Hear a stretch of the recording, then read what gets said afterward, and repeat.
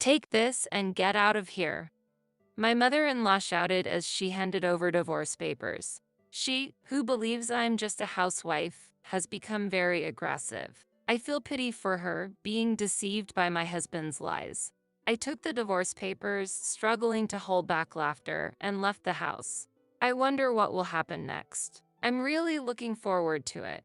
I'm Kelly, and I am 26 years old. I've launched an online education business to help people learn skills that will allow them to work from home. That's right, I'm the CEO. Most of the business is left to my employees, and I currently work at my own pace from home. I married Brian 2 years ago.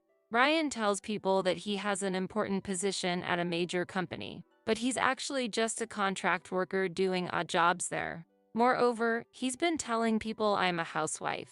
He says, although she does have an income, she's hardly active, so it's basically the same as being a housewife. At home, Brian treats me as a simple housewife and doesn't help with the household chores at all, even though I'm also working when he's at work. But Brian doesn't seem to understand that at all.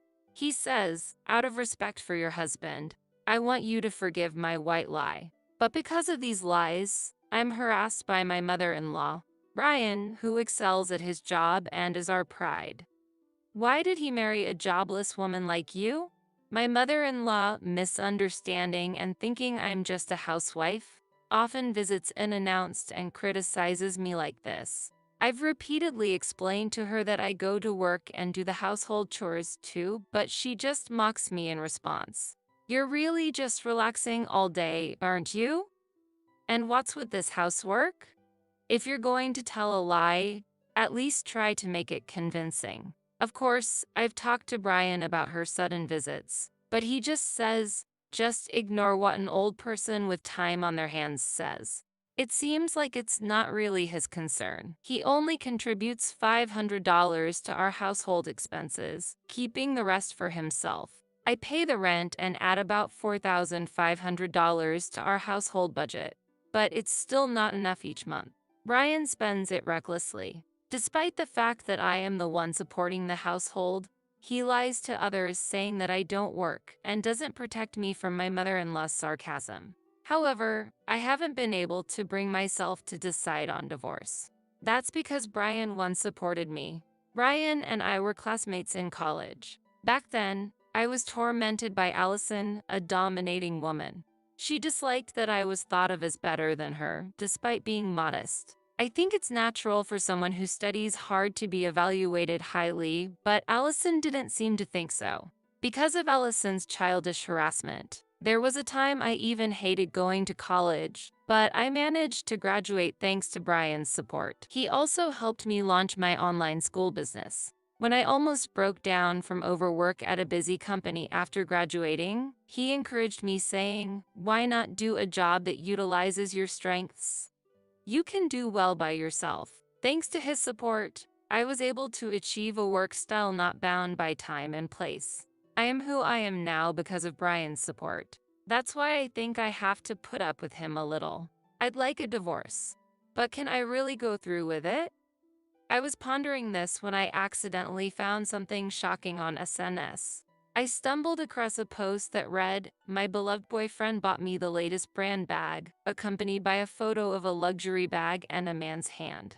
The man was wearing a luxury brand watch, the same model I had given to Brian, a limited edition. The user who posted this was, could it be Allison?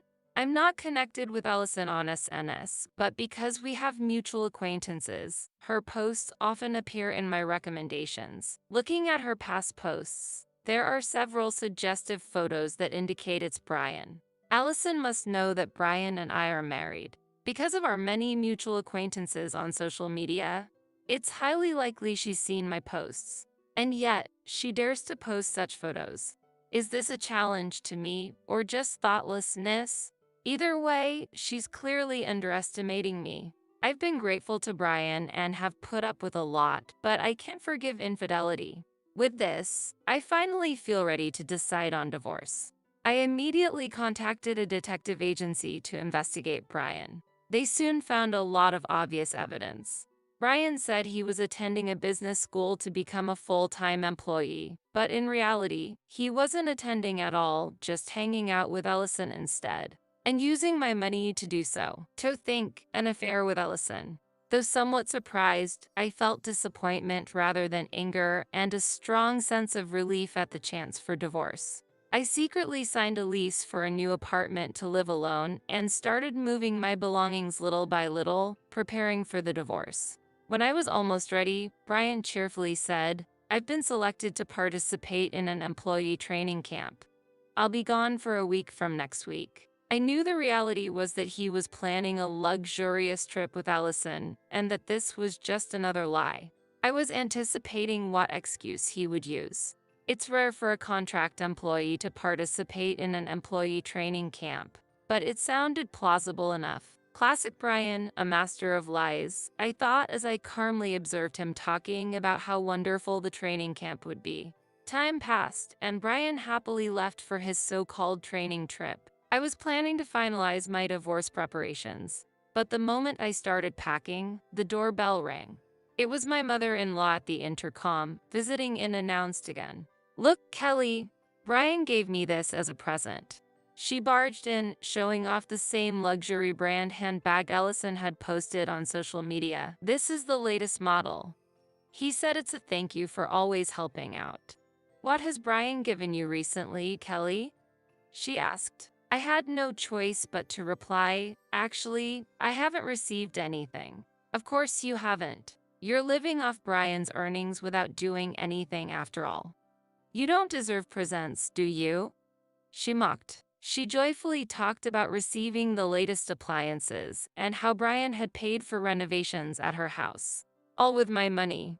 The money I put towards the household expenses was being filtered to my mother-in-law and Allison. However, I mostly manage my income separately, so it's not a big problem. I ignored her words, but she seemed displeased and demanded, "Kelly, are you listening?" I reflexively replied, "What do you mean?" Her face turned red with anger. "How rude of you to ignore me," she yelled, and to my surprise, she took out a set of already completed divorce papers from her bag. "I never liked you. Living comfortably off Brian's earnings without doing anything.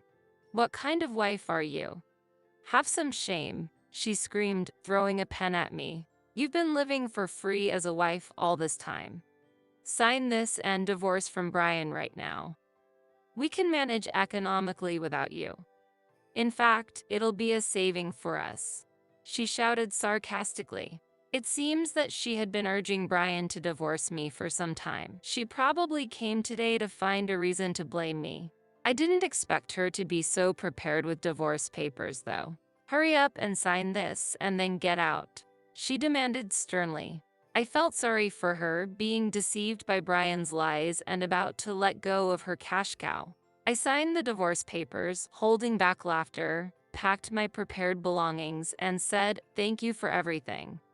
I'll submit these papers myself." Then, I left the house. She must have thought I would beg her. She just watched me leave calmly, surprised, muttering, "Lucky me, one less trouble in my life." I immediately submitted the divorce papers to City Hall. Humming a tune, I headed straight to the luxury apartment I had prepared, which cost $3 million, the secret from Brian and his mother. Living alone was very comfortable. I no longer needed to take care of Brian or deal with his mother. I could use all my time for myself, and as a result, started a personal business. I was enjoying my newfound single life, but unfortunately, this peace didn't last long. It seemed that Brian had returned from his affair trip, which he had disguised as a training camp. When he realized I wasn't home, he called me. "Kelly, where the hell are you? Whatever it is, come back right now." "Why should I come back? Your mother told me to leave, so I did as she wished." "My mom? I told you to ignore whatever she says. Just come back, no complaints." "No, I don't want to. We're divorced now. I won't return to a legal stranger's house." "What? Divorce? What are you talking about?" "Your mother prepared the divorce papers. I just signed and submitted them to City Hall. I filed them the day you left, so the process is already complete. This divorce is invalid. Just come back. There's only $500 in the account, and I can't make ends meet. I said no. Since we're divorced, I'm not concerned about your living expenses. If you want to talk in the future, please go through my lawyer. The contact information is in my desk drawer. I ended the call and turned off my phone. Brian had just kept saying, "Come home." I wonder what will happen next. I'm excited to see. A few days later, Brian, through a lawyer, requested a formal discussion. When I arrived at the lawyer's office on the day of the meeting, unexpectedly, his mother was also there. Seeing me, she murmured, "That bag." Noticing the more luxurious bag I was carrying compared to the one that she had bragged about. "You have a good eye, mother. When you have money, you want to have at least one of these. By the way, why are you here?" I asked, and she looked down. "Mom knows everything. That I'm actually a contract worker, that you're running a company, and that you were covering most of the household expenses." Brian began quietly, looking embarrassed. "The divorce papers were prepared by my mother without my consent. I regret what I did, and it's my fault for lying in the first place. I won't let her say bad things about you anymore, so please come back and cancel the divorce." He seemed repentant, but it didn't resonate with me. In reality, it was just lip service. I know he didn't think that he had done anything wrong. He seemed to insist that his mother was the worst in this, and that he was not to blame. "I'm sorry. I can't come back." When I refused, Brian slammed the desk. "It's thanks to me that you became a CEO. Don't you have any gratitude? Since you're divorcing me because of your selfishness, I demand $1 million as compensation." He yelled. This was his true nature. The Brian I once loved no longer existed. In front of me was a pitiful man swayed by money. "Brian, don't say that." His mother tried to stop him, but he seemed lost and didn't listen. Lawyer. When I had come home, Kelly had taken all the belongings and disappeared. The divorce papers were made without my consent by my mother. Kelly's the one who abandoned all her duties as a wife and caused mental harm to my mother and I. Brian pointed at me and appealed to the lawyer. The lawyer sighed in disbelief and pulled out a document. "Kelly has said that she will accept the divorce quietly and won't pursue this matter further," the tired lawyer stated. Brian was shocked and speechless when he saw the document. It detailed his relationship with Allison, including photos of him entering and leaving hotels with her. "I'm grateful for your support in running the company, but I've repaid my debt. You enjoyed a luxurious life with my funds, spoiling your mother and having a good time with your lover." I was surprised it was Allison. "How was your luxurious trip with the woman who tormented me?" I asked Brian this, but he was pale and seemingly frozen. His mother, unaware of the affair, started causing a scene. "What is this? What does this mean?"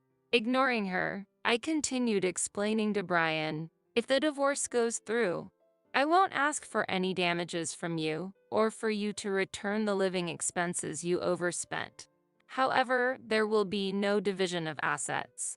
His mother interrupted. "That's unacceptable. Kelly, actually, I've started renovating our family home." I thought Brian was controlling the finances. "And I've also bought new furniture and appliances." Brian can't make a living in his current state. "So, please reconsider the divorce. If not, please help us financially." Brian's mother put forth her unreasonable demand. I was astonished, and so was the lawyer. The lawyer took a deep breath and said, "Well, that's quite audacious, or rather thoughtless. Madam, you have no right to interfere in this matter. Can you please remain quiet?" He then turned back to Brian. "So, what will you do? If you continue to make a fuss, we'll claim damages and also reimbursement for the shared assets you squandered on your mistress. I'll send this evidence to your company as well." My additional remark made Brian slump in resignation. "Then I have no choice but to accept the divorce," he answered in a weak voice. Brian, a contract employee, but proud to be part of a large corporation, indulging in luxury with his wife's money, and worse, having an affair that could lead to job loss if exposed at his company. Wanting to maintain his corporate status, Brian reluctantly agreed to the terms. What about the house renovation? The credit card payment is due soon. Brian, answer me. His mother pressed, but Brian stood up silently, walked out unsteadily, and left the lawyer's office. His mother hastily followed him. I stared at the door they left through, deep in thought. Later, I sent the evidence of Brian's affair to Allison and sought damages from her. Oops, caught me. But Brian's mine now. I'll pay the damages, whatever they are. He's an elite at a big corporation. Allison laughed without a hint of remorse. Apparently, Brian had lied to Allison as well. He told our college friends that I was the CEO, but it seems that Allison didn't know this. When I informed Allison of the actual facts, her smug expression changed as she learned the truth. Initially doubtful, Allison then claimed, "But this means that I was deceived by Brian. I'm the real victim, and you couldn't possibly go against me." But her affair with Brian was a fact. "If you don't pay the damages, I'll send this evidence to your workplace and family," I pressed, and she quickly settled the payment. According to my friends, Allison tends to involve herself with married men and was already caught up in another compensation issue. But whatever happens to her is now none of my concern. Brian still sends me messages hoping for reconciliation. Unable to pay rent and returning to his family, Brian and his mother struggled to lower their living standards, quickly accruing significant debts on top of existing loans. Overworked and sleep-deprived from his job and other part-time work, Brian reportedly kept making mistakes at work. Brian sent me a message that made me laugh. "I've come to understand how much I value you, Kelly. I won't repeat the same mistakes. So let's support each other from now on." I have no memory of receiving any support from Brian after our marriage, so his idea of mutual support is completely mistaken. When I warned through my lawyer that further contact would lead to sending evidence of the affair to his workplace, his messages stopped completely. I'm currently working happily while expanding my business. I have no intention of remarrying for the time being, and I plan to enjoy my single life. This is unbelievable. Did you really just come back for the money? Of course. And it's not unbelievable at all. It's only natural that the beloved grandchild spends money, so it's only right that I be thanked by both grandparents like this. That's why Grandma needs to leave this world sooner. What are you saying? Grandma's asleep right over there. Hey Grandma, can you hear me? Just go already so I can get the inheritance. How could such heartless words be thrown at the grandmother who raised her? I was disturbed to hear such words that made me doubt her heart. Rewind back 20 years ago. My sister Theresa and I, Nicole, had no parents. Apparently they died in an unexpected accident, shortly after I was born. So I only know my parents' faces from photographs. The ones who took us in after we became orphans were our grandparents, my mother's parents. They showered us with unconditional love, but Theresa disliked being raised by them. When she went to junior high, she became so rebellious and was out of control to the point where our grandparents frequently had to apologize for her. She even found that annoying and told our grandparents in no uncertain terms to never show their faces at school events again. Eventually, right about the time that Theresa graduated from university, she took money from grandfather without a word of thanks and left home. I decided to repay our grandparents, including my selfish sister's portion, and continued to live with them even after graduating from university. I planned to take care of our grandparents in the future, so I looked for a job locally and found employment. Since Theresa left, several years have gone by. With the troublesome Theresa gone, my grandparents and I were living peacefully, but suddenly, that happiness crumbled. It was discovered that Grandma had cancer, and we were told that she wouldn't live much longer. I was faced with the reality that Grandma's time was near, and I couldn't help but cry. Grandma comforted me gently. "Nicole, you're so kind. I'm moved by your tears, but I've lived long enough." Grandma always treated my sister and I kinder than anyone else. Encouraged by her words, I was determined to take care of her properly until the last moment. Feeling that Theresa should know, I emailed her about Grandma's cancer. Theresa, who usually never replied to our messages, would surely contact us if she knew about Grandma's condition, or at least I hoped. But that hope was in vain. There wasn't even a reply from Theresa, let alone her coming to see Grandma. Grandma's health deteriorated rapidly.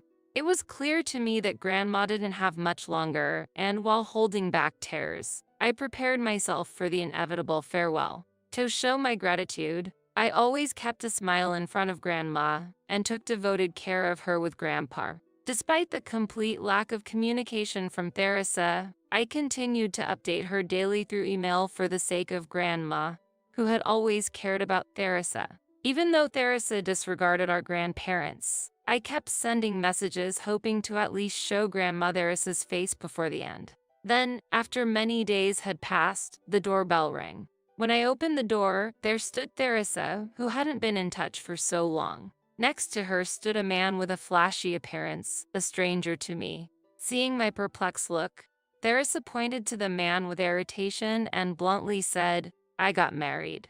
This is my husband. I'm Scott," he said with a brief greeting, and without hesitation, Theresa and this Scott walked boldly into the house. Seeing Theresa, who had returned home after such a long absence, Grandpa, who had been relaxing in the living room, exclaimed in surprise, "Theresa, you're back." Sitting on the living room sofa, Theresa asked arrogantly, "So what? How much does Grandma's inheritance come to?" Eh? I was so surprised that I couldn't help but speak up. I thought Theresa came to see Grandma, but she seemed to be only interested in the money. "So, how much is it exactly?" Theresa asked again. Scott, sitting next to her, turned to Grandpa and said, "Oh, Grandpa, I'm thirsty," hinting he wanted a drink. Disgusted by the selfish behavior of the couple, I shook my head and said, "I don't know how much. Besides, it's rude to talk about inheritance when Grandma is still fighting for her life. You know Grandma has a fortune, Nicole. If we don't get it sorted while she's alive, we won't get anything, will we?" True. Grandma came from a distinguished family, and her estate had accumulated considerable wealth. That wealth was built because Grandma's father, my great-grandfather, ran a company. Grandma had siblings, and though she never took over the family business, she seemed to have learned about management from her father since she was young. Therefore, after marrying Grandpa, it seems they started a business in Grandma's name and built a fortune worth millions. Theresa and Scott were after that business worth a fortune. This is unbelievable. Did you really just come back for the money? Of course. And it's not unbelievable at all. It's only natural that the beloved grandchild spends money, so it's only right that I be thanked by both grandparents like this. Plus, I'm pregnant. If Grandma leaves this world soon, we can inherit the fortune, and it will even go to her great-grandchild. It's obvious she would be happy about that. What are you saying? Grandma is asleep right over there. The room next to the living room, once Grandpa's workspace, had been converted into a care room for Grandma, who had difficulty moving daily, and our voices were surely reaching her. I explained to Theresa and said, "Don't talk about the money anymore," but she laughed maliciously and shouted even louder, "Hey Grandma, can you hear me? Just go already so I can get the inheritance." That was the last straw for me. "Get out," I yelled as I grabbed Theresa and Scott's arms and dragged them to the door. In my anger, I mustered all my strength and threw both Theresa and Scott, who showed little resistance, out of the house. "Never set foot in this house again. You're being selfish." "I came because you told me to," Theresa mocked. Steam seemed to pour from my head as I shouted back, "If you're going to say such horrible things to Grandma and Grandpa, I wish you had never come. You forget your gratitude and say such cruel words, despite being raised by them so kindly. You're the worst." After slamming the door shut, I bawled in frustration. Grandpa, who had brought juice at Scott's request, noticed me crying at the door. "Are you okay?" When I told Grandpa about Theresa and Scott's actions, he seemed to consider something quietly, then smiled kindly and said, "Don't worry. Grandpa will take care of it," and handed me the juice he was carrying. Time went by, and after a long battle with her illness, Grandma left us. The peacefully sleeping Grandma seemed finally free from the pain of cancer, which eased my feelings a bit. I felt relieved to see Grandma, as if she were sleeping with a peaceful look on her face, finally free from the pain of cancer. I spoke to Grandma's serene face. "You did well, Grandma. Thank you for everything." After the funeral, I returned home to find Theresa and Scott waiting. I had informed them of Grandma's death by email, but they had not shown up at the funeral. When I asked Theresa why they came now, she predictably replied, "It's for the money, of course." We needed to discuss the matter of Grandma's will, so we went into the house and started talking about the inheritance. I was hesitant to talk about the inheritance so soon after Grandma's death, but it seemed Theresa and Scott were eager to get the money as quickly as possible. Theresa pulled out a document from the envelope she brought with a pleased look on her face. "Look at this.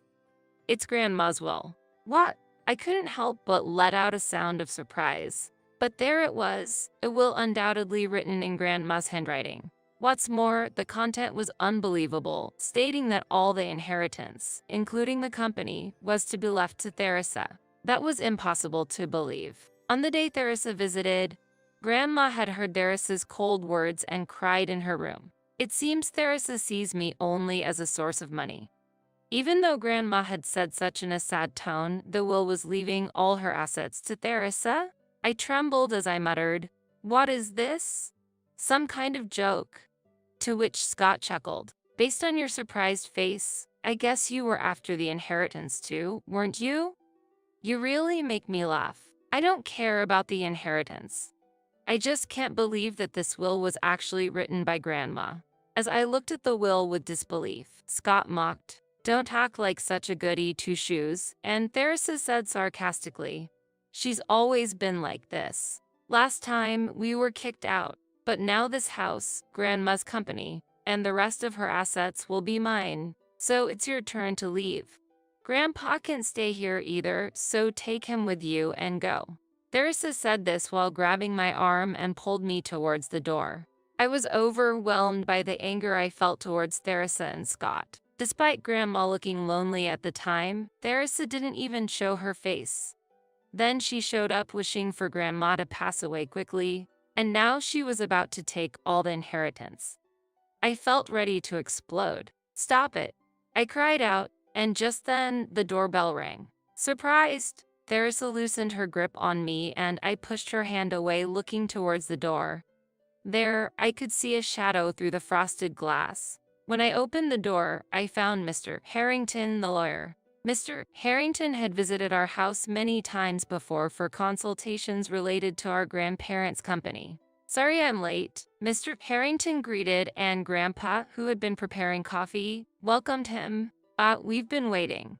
"Okay, let's discuss the will," Grandpa began, but Theresa cut in, showing the will that she had brought. "As it's written here, I've acquired everything, including the company and Grandma's wealth. So actually, the will is already settled. The money has already been deposited in the bank, and I've even withdrawn it," Theresa said confidently. However, Grandpa remained calm and said with a gentle smile, "There's still more to discuss. Theresa, you no longer have the right to inherit the estate." "What?" Theresa looked confused, and frankly, I was also struggling to keep up with the situation. That's when Mr. Harrington inserted a USB memory stick into his laptop and placed it on the shoe cabinet near the front door. A voice recording of Grandma, Theresa, and Scott began to play from the PC. "Come on, hurry up and write the will, Grandma. Write that you will leave all your assets to us. Otherwise, things will get complicated." Understood. As we listened to the recording, it was easy to imagine Theresa and Scott pressuring Grandma to create the will. After stopping the recording, Mr. Harrington explained, "A will made under duress is invalid according to the Civil Code. Therefore, this will has no legal power." Mr. Harrington said this, pointing to the will Theresa was holding. "When did you set this up?" Unable to hide my surprise, Grandpa explained the situation to me. While I was out, Theresa and Scott had come to the house and coerced Grandma into writing this will. I was the one who set up the voice recorder, Grandpa said with a calm smile. Theresa started to panic and muttered, "But Grandma had me sign the documents too," to which Grandpa replied by chuckling. "Theresa, you really don't understand anything, do you? Did you read the fine print? What you signed was a credit card loan application. Grandma was shocked that you signed it so easily." "What? So the $20,000 I withdrew from the bank is?" "Yes, a debt," Grandpa replied calmly, and Theresa hurriedly took out her mobile phone to check her account. "I can't believe it. My account is in the negative." As she checked her account online, Theresa muttered to herself and began to look pale. Scott was no different. "What do you mean, my Ness? What are we going to do? I thought we were going to get the inheritance. So I've already taken out loans for the house and car." "This isn't a joke." Scott raised his voice. "Calm down, Scott. Mr. Harrington, as I am Grandma's granddaughter. Even if the inheritance is less than we thought, I will still receive some, right?" Theresa pleaded desperately. To this, Mr. Harrington replied, "I came here to convey just that." And he took out a will from a white envelope. "This is a legitimate will based on a notarized document. It's valid, so I will read the contents." He said this as he took the will out from the envelope. Theresa and Scott both put their hands together as if in prayer. However, the will did not mention Theresa's name at all. The company was to be inherited by Grandpa, and the remaining assets were to be shared between Grandpa and myself. Theresa cried out desperately, "Why? Can't we do something about this?" But Mr. Harrington replied coolly, "Nothing can be done. Legally, Theresa, as an heir, had the right to claim the inheritance, but she lost that right by threatening Grandma." To Theresa's question, "Can't we do something about this?" Grandpa smiled wryly and said, "No, there's nothing that can be done. You senile old man." Theresa spat before storming out of the house alone. Scott, who had been left behind, hurried after her, calling, "Wait for me," but he was a pitiable sight. Later, I heard that Theresa and Scott had a child, but because of the debt they accumulated, they were unable to take enough parental leave and had to return to work without a break. It seems they had expected to receive a substantial inheritance before Grandma's death and had indulged in luxuries, even going into debt. However, as a result, they were forced to sell their expensive house and luxury car they had bought on loans, and all that remained was a massive debt and the brutal task of repaying it. Theresa and Scott once came begging for help, but Grandpa turned them away coldly. The financial difficulties took a toll on their marriage, and eventually, they divorced. I heard that Scott returned to his parents' home, and Theresa tried to come back to this house, but I refused her firmly. "This house is my property, inherited from Grandma, and I won't allow Theresa to live here without my permission." I heard a rumor that Theresa was living under a bridge, financially ruined. But the truth is that her current situation is uncertain. She repeatedly requested my help, but because I couldn't really afford to support her, I continued to tell her it's impossible. In truth, the inheritance I received from Grandma had already been donated to a children's home. Having lost our parents at an early age, I could deeply empathize with the orphans.